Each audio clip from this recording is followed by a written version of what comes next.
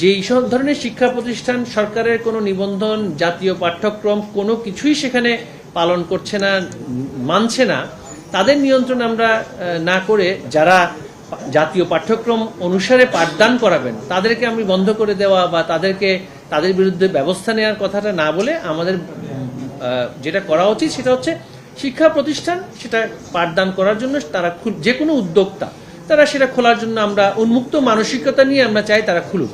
কিন্তু রাষ্ট্রীয় সহযোগিতা পাওয়ার ক্ষেত্রে, যে এমপিও পাওয়ার ক্ষেত্রে যে নির্দিষ্ট ক্রাইটেরিয়া থাকবে, সেই ক্রাইটেরিয়া একমাত্র সেটা হলে তখন সেটা পাওয়া যাবে। আমরা কিছু কিছু জায়গায় দেখছি যে কিছু প্রতিষ্ঠানের যে কাম্য শিক্ষার্থীর সংখ্যা সেটা কিন্তু অনেক জায়গায় কমে যাচ্ছে। সেক্ষেত্রে কাম্য শিক্ষার্থীর সংখ্যা যদি কমে যায় তখন তো রাষ্ট্র সেখানে কন্টিনিউয়াস যে ইনভেস্টমেন্ট সেটা তো দেওয়া সমীচীন হবে না। তাই আমরা সকল শিক্ষা প্রতিষ্ঠানের উদ্দেশ্যে বলছি যে আমরা ইদানিংকাল একটা যে প্রবণতা দেখছি যে আমাদের নিবন্ধিত শিক্ষা প্রতিষ্ঠানের বাইরেও আমাদের আলিয়া মাদ্রাসা, আমাদের যে বিদ্যালয় এবং উচ্চ বিদ্যালয়গুলো আছে এর বাইরে যে অনিবন্ধিত যেই অনেকগুলো প্রতিষ্ঠান হচ্ছে সেখানে যে চলে যাওয়ার যে একটা প্রবণতা, সেটার বিষয়ে তাদেরকে মনোযোগী হতে হবে।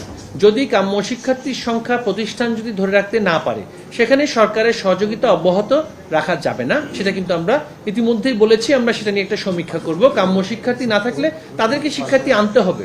শিক্ষার্থী কেন চলে যাচ্ছে সেটা অবশ্যই দেখতে হবে। সেটা কি সেখানে ব্যয় বৃদ্ধি পাওয়ার জন্য চলে যাচ্ছে কিনা সেটাও দেখতে হবে। এখন ব্যয় যদি তারা বৃদ্ধি করেন আর আরেকটা প্রতিষ্ঠান বিনা বেতনে সেখানে থাকা খাওয়া সহ যদি সেখানে শিক্ষার্থীকে রাখে, স্বাভাবিকভাবেই সেখানে অভিভাবকরা সেখানে তাদেরকে নিয়ে যাবে। এটা আমরা কঠোরভাবে সেটা বাস্তবায়ন করতে চাই। আমরা তো শিক্ষা প্রতিষ্ঠানের বিরুদ্ধে তো, শিক্ষকদের বিরুদ্ধে তো আর শাস্তিমূলক ব্যবস্থা নিতে পারি না, সেটা তো কখনোই সঠিক নয়।